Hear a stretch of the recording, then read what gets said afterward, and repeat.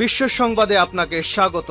শুরুতেই জানাবো হাতে পাওয়া সর্বশেষ আন্তর্জাতিক সংবাদের শিরোনাম, পরে বিস্তারিত।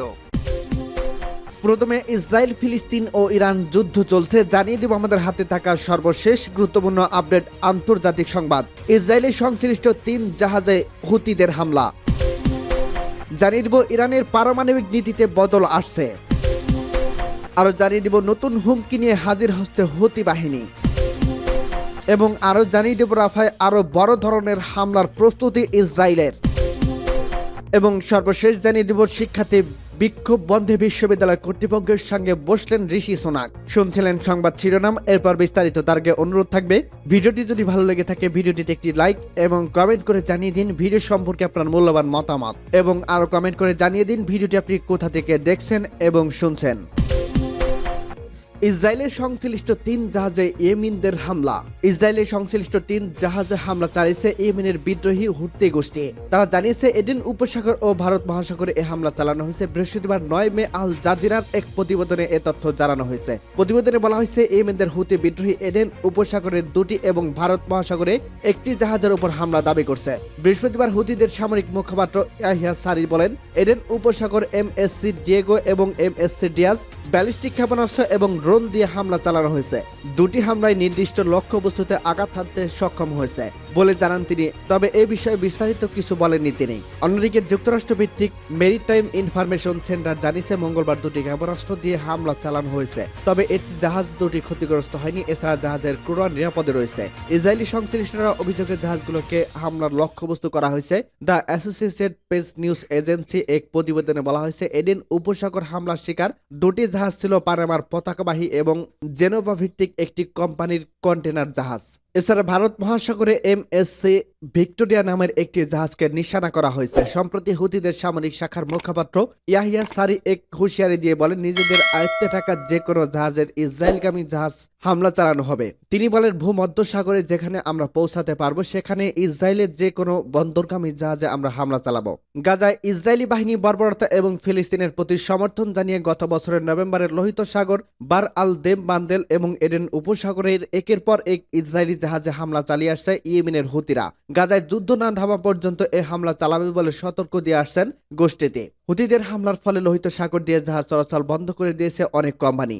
এজন্য তারা হর্ন বা আফ্রিকা ঘুরে গন্তব্য পাড়ি দিচ্ছে। ফলে তাদের দীর্ঘ পথ পাড়ি দেওয়ার কারণে একদিকে সময় লাগছে বেশি, অন্যদিকে পরিবহন ব্যয় বাড়ছে অনেক। মার্কিন সেনা দপ্তর তথ্য অনুযায়ী গত 19 নভেম্বর থেকে লোহিত সাগর এবং এডেন উপসাগরে 50টির বেশি জাহাজে হামলা চালিয়েছে হুতিরা। তাদের হামলার ভয়ে বেশিরভাগ জাহাজ কোম্পানি গুরুত্বপূর্ণ এসব নৌপথ এড়িয়ে গন্তব্য পাড়ি দিচ্ছে। এতে পরিবহন ব্যয় বেড়ে যাওয়ায় বড় ধরনের ক্ষতির মুখে পড়ছে পশ্চিমারা।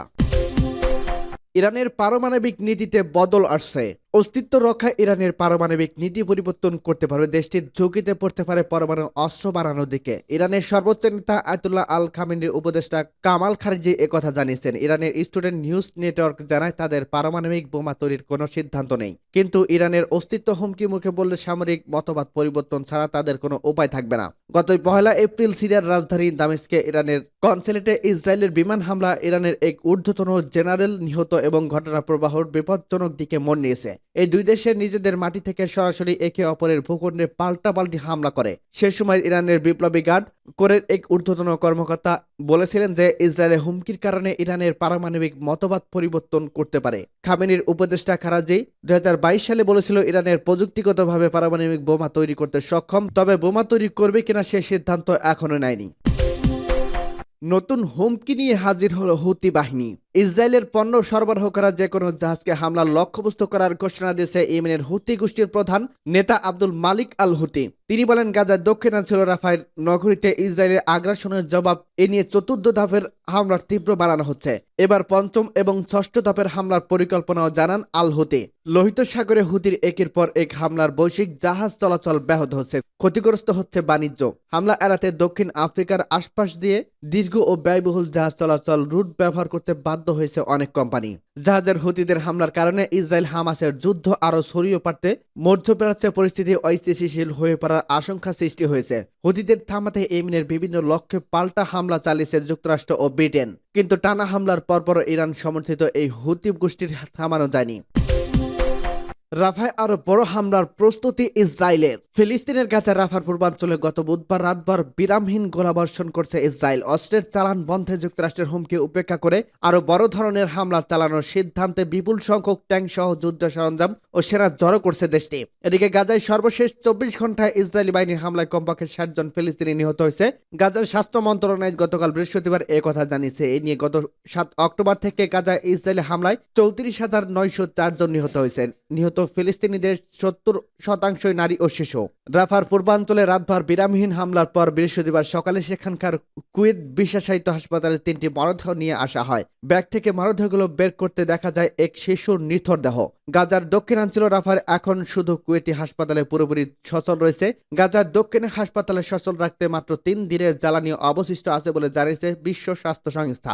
রাফার পশ্চিমাঞ্চলে হামলা চালিয়েছে ইসরায়েলি বাহিনী। বুধবার তাল আল সুলতান এলাকায় ইসরায়েলি বাহিনীর হামলায় 4 জন নিহত হয়েছে, আহত হয়েছে 25 জন। কুয়েতি হাসপাতালে একথা জানিয়েছে ফিলিস্তিন শরণার্থী বিষয়ক জাতিসংঘের সংস্থা UNRW এর যোগাযোগ কর্মকর্তা লুইস ওয়াটারাজিস বলেছেন, গত 24 ঘন্টায় রাফার ব্যাপক বোমা হামলা চালিয়েছে ইসরায়েলি বাহিনী, যা ওই এলাকায় গত 2 সপ্তাহ চালানো হামলার সমান।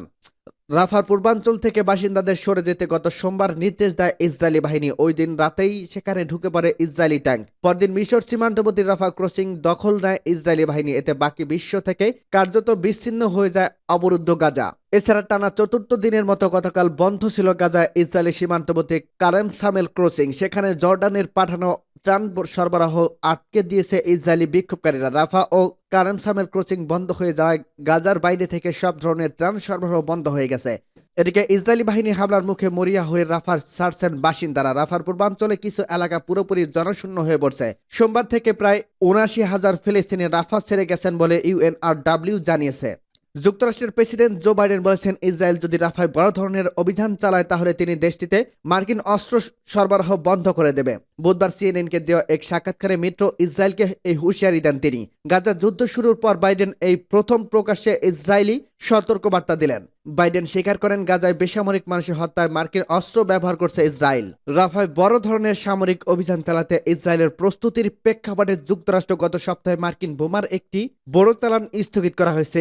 ওই ঘটনার পর এবার বাইডেনের কাছ থেকে নতুন হুঁশিয়ারি এলো। এদিকে বাইডেনের হুঁশিয়ারি সত্ত্বেও গাজায় বড় ধরনের অভিযানের চালানোর প্রস্তুতি নিয়েছে ইসরায়েল। রয়টার্সের এক প্রতিবেদনে বলা হয়েছে, রাফা সীমান্তবর্তী এলাকায় বিপুল সংখ্যক ট্যাঙ্ক ও সজোয়া যান জড়ো করছে ইসরায়েলি বাহিনী।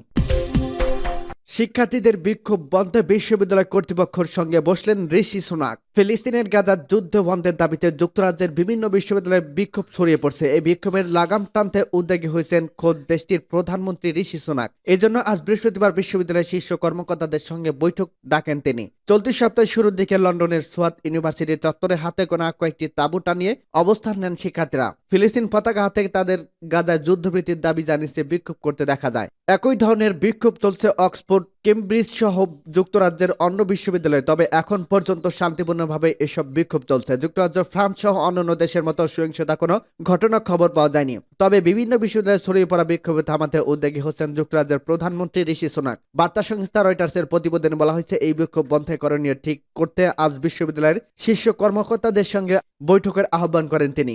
বৈঠক শুরুর আগে এক বিবৃতিতে ঋষি সুনাক বলেন, বিশ্ববিদ্যালয় কর্তৃপক্ষ ব্যাপক বিতর্কের জায়গা হওয়া উচিত। তবে একই সঙ্গে সহপাঠীর প্রতিটি সদস্যের জন্য সহিষ্ণুতা এবং সম্মানের জায়গাও হওয়া উচিত বলে ক্যাম্পাসে। গাজায় যুদ্ধবৃত্তি বিক্ষোভের প্রতি ইঙ্গিত করে যুক্তরাজ্যের প্রধানমন্ত্রী বলেন, আমাদের ক্যাম্পাসগুলোতে একটি ছোট্ট ক্ষুদ্র অংশ তাদের সহপাঠীদের জীবনযাপন এবং পড়াশোনায় ব্যাহত করছে। কিছু ক্ষেত্রে সরাসরি হয়রানি এবং ইহুদি বিদ্বেষ ছড়াচ্ছে, এটা বন্ধ করতে হবে। এদিকে যুক্তরাজ্যের মতে ইউরোপীয় অন্যান্য দেশ গাজায় যুদ্ধবৃত্তি বিক্ষোভ ছড়িয়ে পড়ছে। ফ্রান্স, জার্মানি কয়েকটি দেশের বিক্ষোভকারীদের ক্যাম্পাস থেকে হটিয়ে দিচ্ছে দাঙ্গা পুলিশ। গত বুধবার নেদারল্যান্ডসের আমস্টারডাম ইউনিভার্সিটি থেকে পুলিশ বিক্ষোভকারীদের হটিয়ে দেয়। এ সময় অনেক বিক্ষোভকারীকে আটক করে নিয়ে যায় পুলিশ। গাজা ইসরায়েলি আগ্রাসন বন্ধ, ইসরায়েলের মালিকানাধীন প্রতিষ্ঠান এবং ইসরায়েলের সংশ্লিষ্ট প্রতিষ্ঠানের সঙ্গে বিশ্ববিদ্যালয়গুলোর সম্পর্ক ছিন্ন করার দাবিতে এপ্রিলের মাঝ সময় যুক্তরাজ্যের নিউ ইয়র্ক কলম্বিয়া বিশ্ববিদ্যালয়ের প্রথম বিক্ষোভ শুরু হয়। পরে যুক্তরাষ্ট্রের অন্যান্য বিশ্ববিদ্যালয়ের পাশাপাশি ইউরোপ ও এশিয়ার মধ্যে বিভিন্ন বিশ্ববিদ্যালয়ে এই বিক্ষোভ ছড়িয়ে পড়ে। এই বিক্ষোভ ঘিরে শুধু যুক্তরাষ্ট্রে 2000-এর বেশি শিক্ষার্থীকে গ্রেপ্তার করা হয়েছে। বিক্ষোভে অংশ নেওয়া শিক্ষার্থীদের বহিষ্কার করা হয়েছে কয়েকটি বিশ্ববিদ্যালয়।